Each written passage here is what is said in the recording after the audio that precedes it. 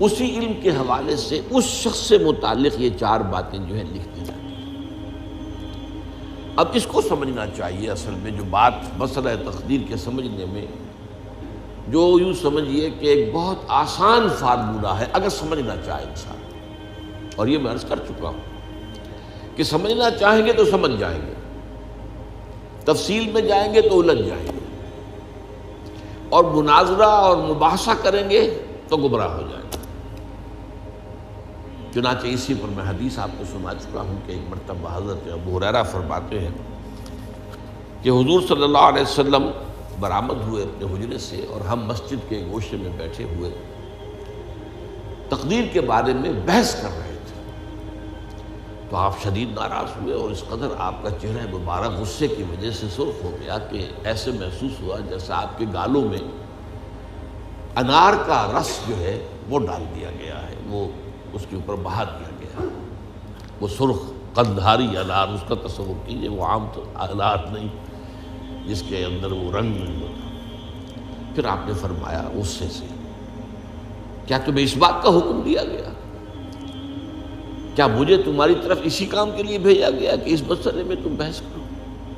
عزمت علیکم، میں تاکید کر رہا ہوں اس مسئلے میں بحث سے گریز کرو، بحث مت کرو۔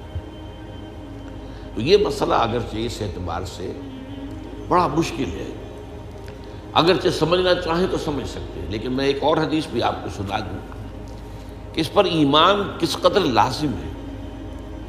یہ ایک تابعی ہیں حضرت ابن الدیلمی رحمۃ اللہ علیہ، وہ فرماتے ہیں، ذرا طویل حدیث ہے، میں اس کا خلاصہ بیان کر رہا ہوں، کہ میرے دل میں تقدیر کے بارے میں کچھ وسوسے پیدا ہوئے، تو میں نے جو بھی کبار صحابہ اس وقت زندہ تھے، بقید حیات تھے، ان سب سے ملاقات کی۔ ابی ابن کعب رضی اللہ تعالیٰ عنہ، جن کے بارے میں حضور نے فرمایا ہے کہ اقرأہم ابی ابن کعب، میرے صحابہ میں قرآن کا سب سے بڑا عالم ابی ابن کعب۔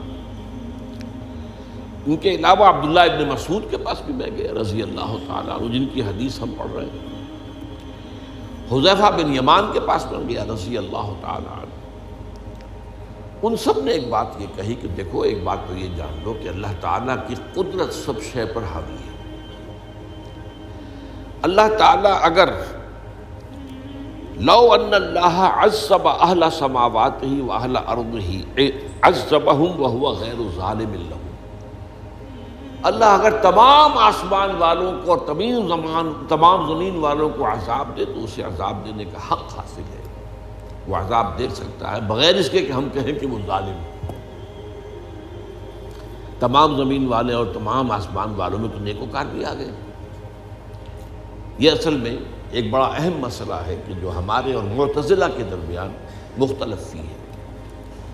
معتزلہ ہی کے انداز میں اہل تشیع کا عقیدہ بھی ہے کہ اللہ پر عدل واجب ہے، اہل سنت کے نزدیک اللہ پر کوئی شے واجب نہیں، اللہ کا اختیار مطلق ہے، جو چاہے کرے۔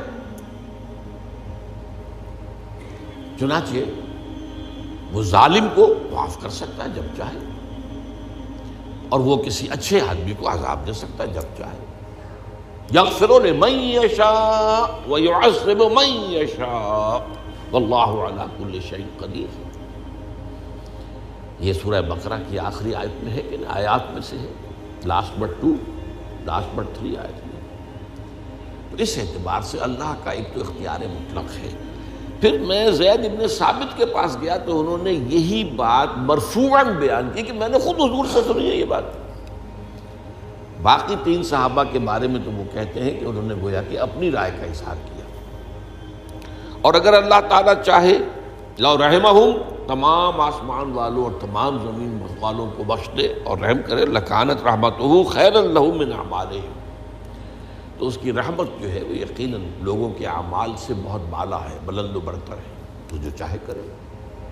وہ ابو جہل کو بخش دے، کون اعتراض کر سکے گا؟ اور وہ کسی سے بڑے شخص کو جو ہے وہ عذاب دے، کون اعتراض کر سکتا ہے؟ اس اعتبار سے پھر انہوں نے فرمایا وَلَوْ أَنفَقْتَ مِثْلَ أُحَدٍ ذَهَبًا اور دیکھو ابن الدینمی جان لو، اگر تم احد کے پہاڑ کے برابر سونا اللہ کی راہ میں خرچ کرو گے فی سبیل اللہ، ما قبل اللہ منک حتی یؤمن بالقدر، اللہ تعالیٰ اسے تم سے قبول نہیں کرے گا جب تک کہ تم تقدیر پر ایمان نہیں رکھو۔ اور اس کے بعد فرمایا اعلم، جان لو، انما اصابک لم یکن لیخطئک، جو چیز تم پر واقع ہوتی ہے، کوئی تکلیف آتی ہے، کوئی حادثہ پیش آتا ہے، وہ تم سے ٹلنے والا تھا ہی نہیں۔ مطلب یہ کہ تم سوچو کاش میں یوں نہ کرتا، یوں کر دیتا، اگر یہ ہو جاتا، وہ ہو جاتا تو میں بچ جاتا، نہیں، وہ تو آنے والی بات تھی، وہ اللہ کی کتاب، وہ اللہ تعالیٰ کے علم قدیم کے اندر پہلے سے لکھا ہوا تھا، تو موجود ہے، تو وہ تو آنی ہی آنی تھی۔ وَأَنَّمَا أَخْطَأَكَ لَمْ يَكُنْ لِيُصِيبَكَ، اور جو چیز کہ تم سے چھوٹ گئی، جاتی رہی، تمہارے ہاتھ سے نکل گئی، ممکن ہی نہیں تھا کہ وہ تمہیں ملتی، وہ اللہ تعالیٰ کا مجھے علم قدیم ہے، اس کے اندر پہلے سے طے ہے۔ وَلَوْ مِتَّ عَلَىٰ غَيْرِ هَٰذَا لَدَخَلْتَ النَّارَ، اگر دیکھو تم غور سے سن لو، اگر اس عقیدے کے سوا کسی اور پر تمہاری موت واقع ہوئی تو جہنم میں داخل ہو جاؤ۔ تو یہ اس ایمان بالقدر کی اہمیت کا معاملہ۔ اس کے لیے جو میں کہہ رہا تھا کہ ایک فارمولہ جو سمجھ میں آ سکتا ہے وہ یہ ہے، انگریزی کی جو اصطلاحات کے حوالے سے پہلے میں واضح کروں گا وہ ذرا زیادہ واضح ہے۔ ایک ہے پری نالج، کسی چیز کا علم پہلے سے ہونا، ایک ہے پری ڈیسٹینیشن، کسی شے کا پہلے سے طے پا جانا۔ ان دونوں میں گڑبڑ کا نہیں کرنا چاہیے۔ اللہ کا علم قدیم اس کے جبر کو مستلزم نہیں ہے، اس کا علم ہے یہ کہ تم یہ کرو گے، اس کا مطلب یہ نہیں ہے کہ تم اس کے جبر کے تحت کر رہے ہو۔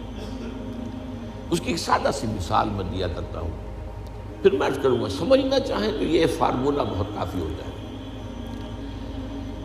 آپ کسی بچے کے سامنے کوئی کھلونا ڈال دیں، آپ کو تقریباً یقین ہے وہ متوجہ ہوگا، اسے اٹھائے گا۔ ہو سکتا ہے بچہ کسی اور دھن میں ہو اس وقت، ادھر اس کی توجہ کسی اور کو نہ اٹھائے۔